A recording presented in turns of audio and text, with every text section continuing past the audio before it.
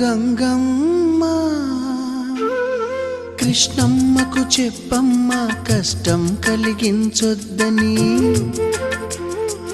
యమునకు చెప్పమ్మ సాయమునకు వెనకాడొద్దని, గోదారికి కావేరికి ఏటికి సెలయేటికి కురిసేటి జడివానకి దూకే జలపాతానికి నీతో బుట్టులందరికీ చెప్పమ్మా మా గంగమ్మ.